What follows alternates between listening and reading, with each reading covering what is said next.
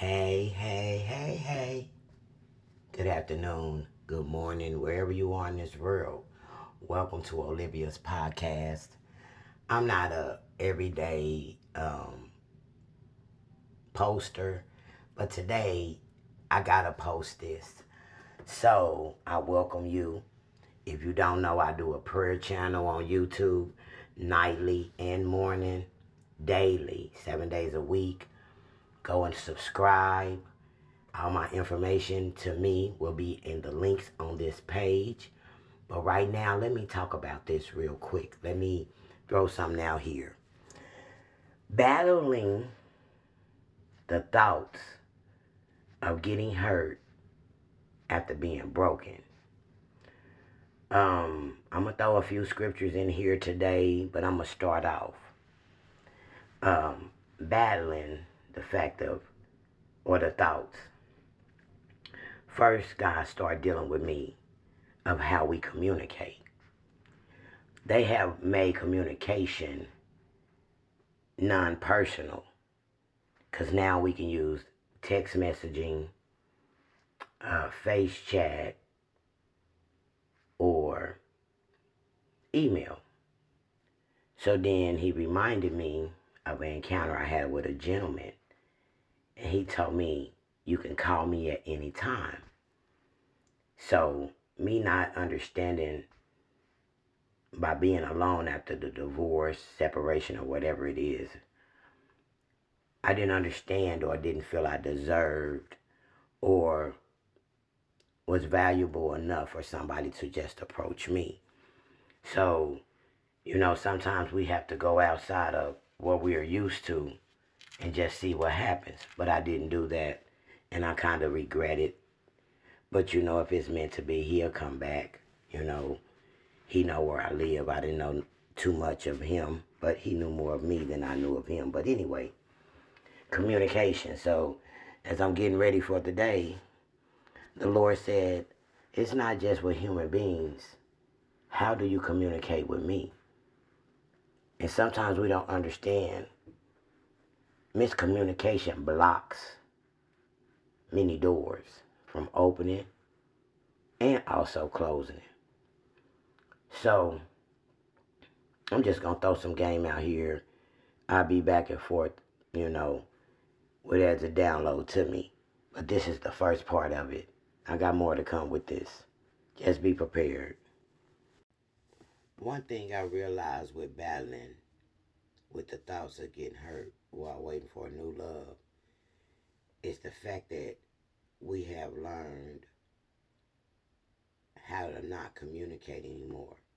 So miscommunication blocking a lot of things because we don't know really the feeling or can get the feeling through certain ways of communication, how it's done now. Miscommunication started with pagers to get your message across quickly to the point of knowing if you receive 911, that means urgent, to the point of calling over the phone and talking elapsed in the 90s. Then the creation of cell phones, oh my God, what a creation is all I'm going to say. Cell phones became essential as a purse or wallet to the point no one has a house phone really anymore. So the new generation don't know how to talk, only to text. Then the internet, once instant email was popular, then they came with video call, which now is more personal and of convenience, but all of this were done to get things done in a hurry. But is that really the right way? Communication has become impersonal to where everything is done by text, email, or voicemail. No more letters or phone calls lasting for hours from love, concerns, or patience.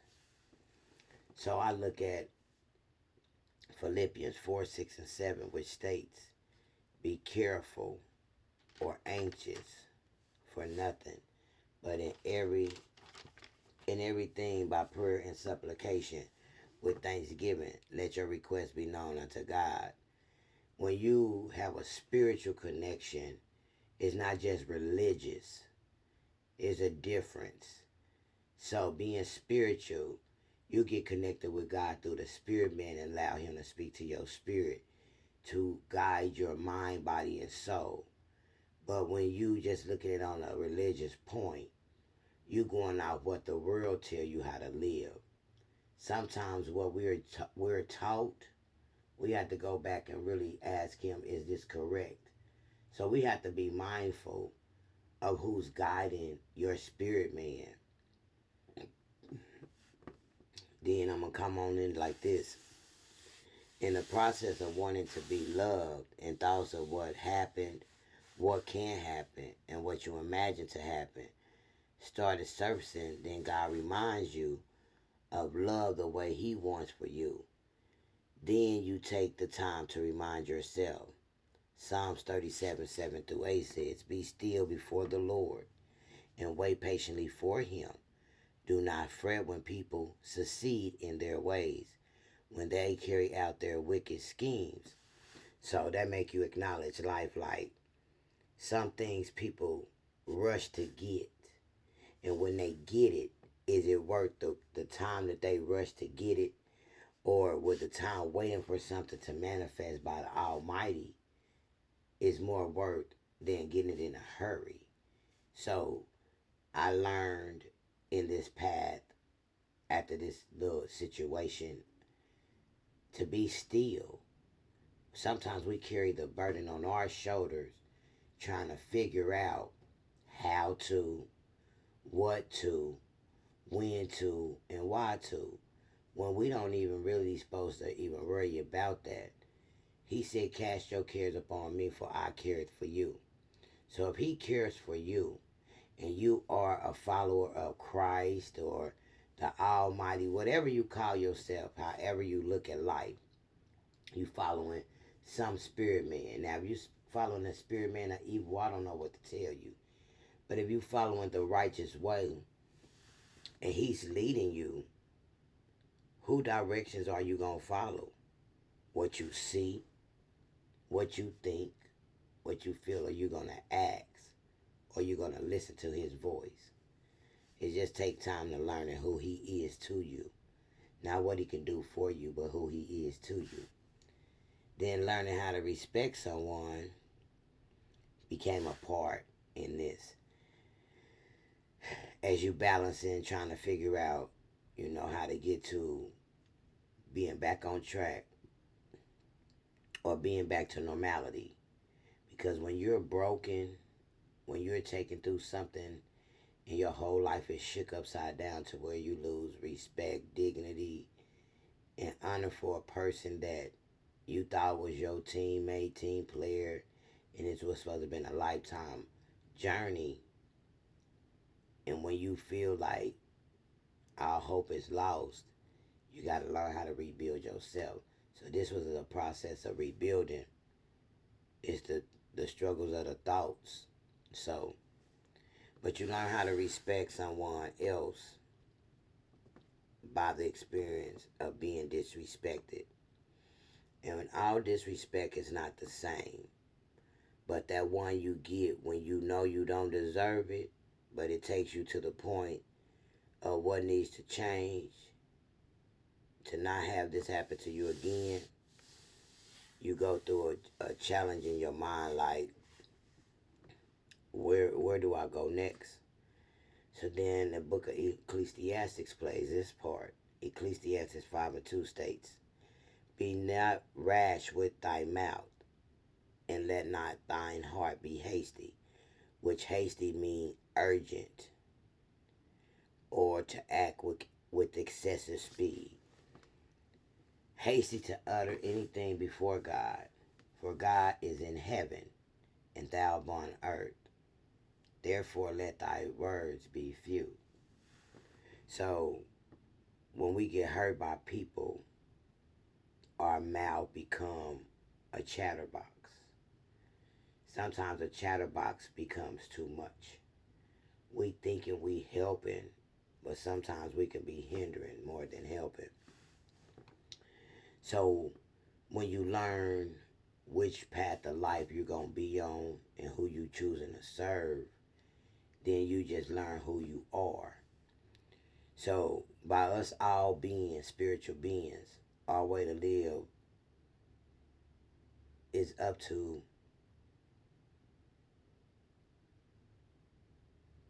us to be led by the Spirit. But be careful, all spirits are not the Spirit of God. And why I say that is because we have to know everybody is not tapping into asking God to be their God.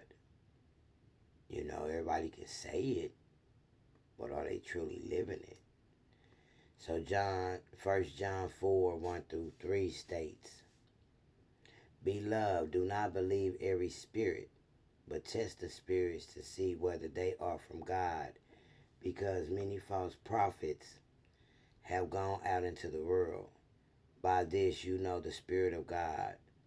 Every spirit that confesses that Jesus Christ has come in the flesh is from God. And every spirit that does not confess Jesus is not from God. This is the spirit of the Antichrist, of which you have heard that is coming, and now it is already in the world. Then we also remember Revelation 16, 13 through 14, which states, And I saw coming out of the mouth of the dragon, and out of the mouth of the beast, and out of the mouth of the false prophet, 3 unclean spirits, for they are spirits of demons, performing signs, which go out to the kings of the whole world, to gather them together for the war of the great day of God the Almighty. Then Proverbs 20 and 27 states, the spirit of man is the candle of the Lord. And what does a candle do? It lights up a room. It burns to give light. So if we are the spirit of God, if we are the spirit of man, and we are like a candle, we supposed to light up every room we walking in. So it continues, the spirit of man is the candle of the Lord, searching all the inward parts of the belly. So God light is searching our inward parts. It's not the outer, it's the inward that he's trying to show the light up on. But are we letting the light reflect us? Sometimes we're allowing the situations we're facing get more control than the light that really supposed to shine. Then while battling through it, you learn to train yourself. Be mindful of what you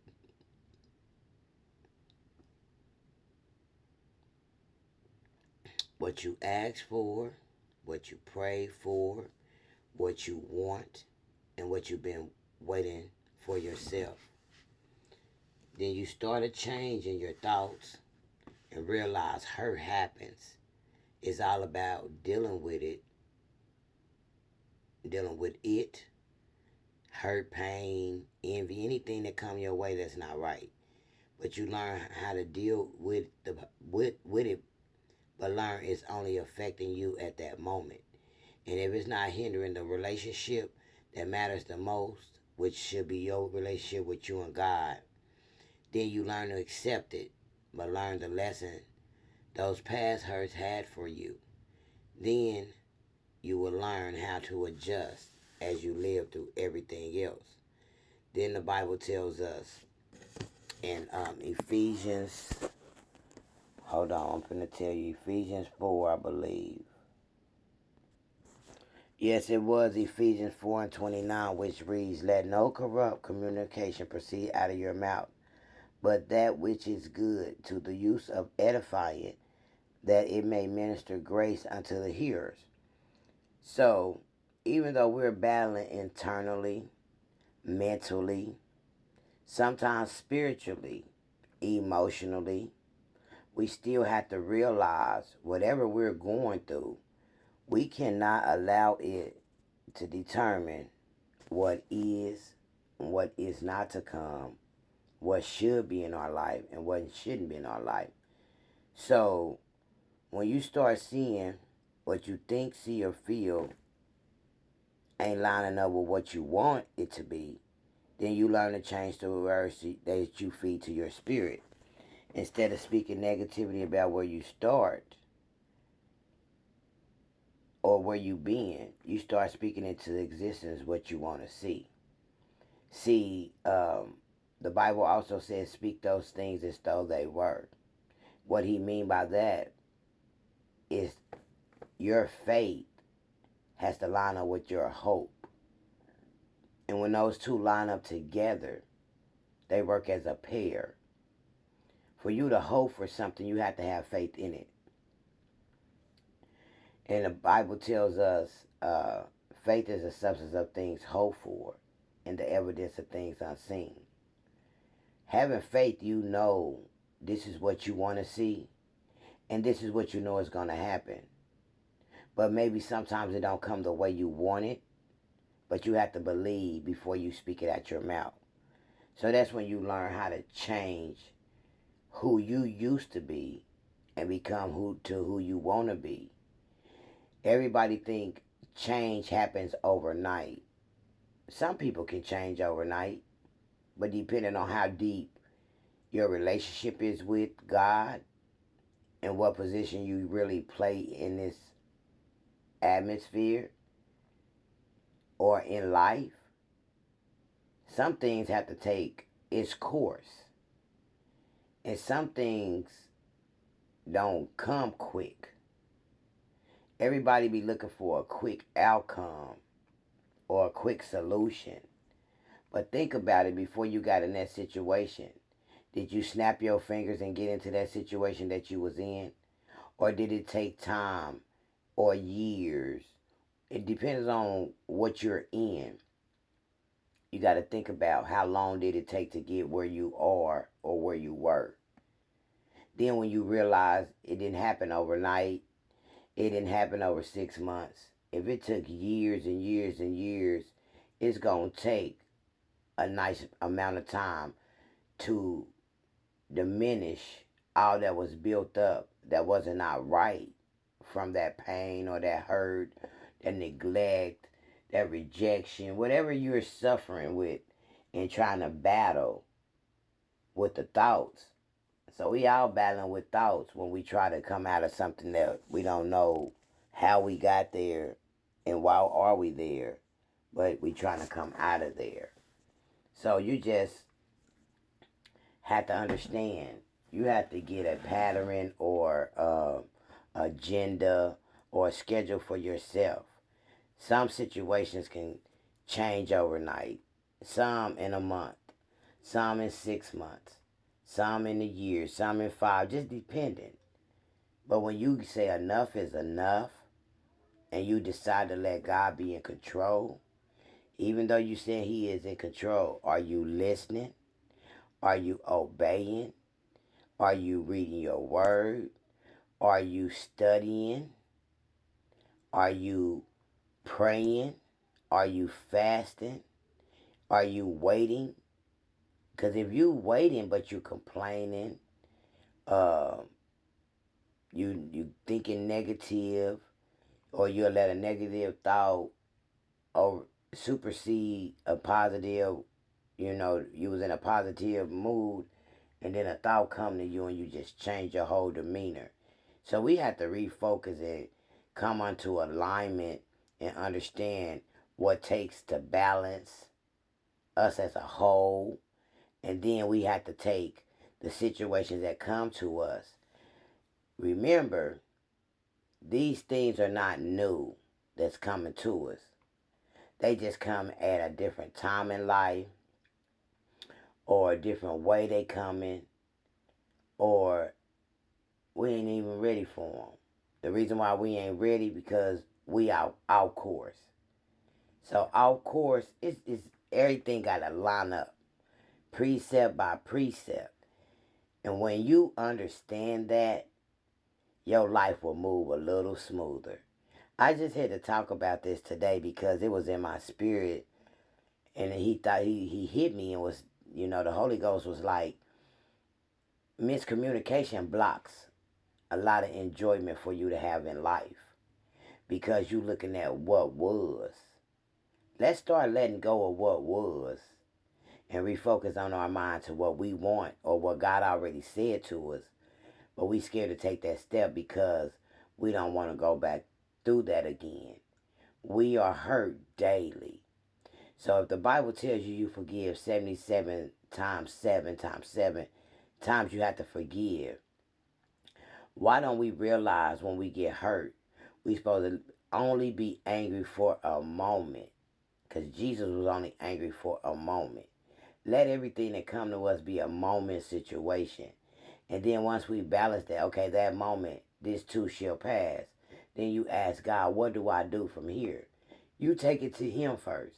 Instead of picking up the phone to call mother, father, pastor, husband, wife, girlfriend, boyfriend, children, your best friend, whoever you're calling to get advice from. Stop reaching out to people to get advice.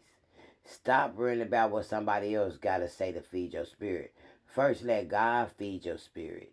Then he said he will guide you in the directions you need to go in. He will put you in place of the people you need to be seen by. All of this will work itself out. We have to be careful what we're looking for, because we have to remember God knows our heart. He said the abundance of the heart man speaks. So he already know what your heart is going to do. He already know what steps you're going to take. He made us.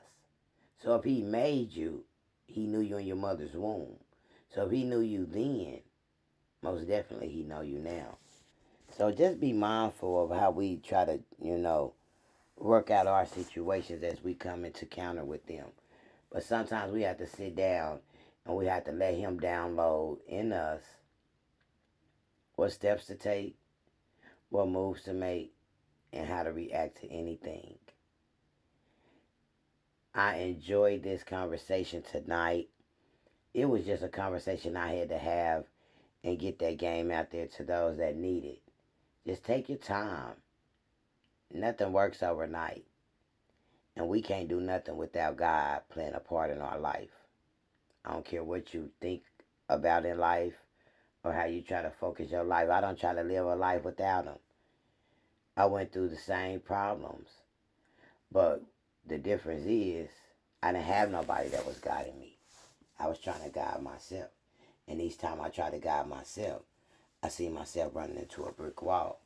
But now that I got God guiding me, I'm not running into a brick wall. I'm elevating at levels I didn't think I could elevate on. But it started with my inner man to be cleaned up first. So sometimes he had to clean you up before he could put you out there for whatever destiny he has for you.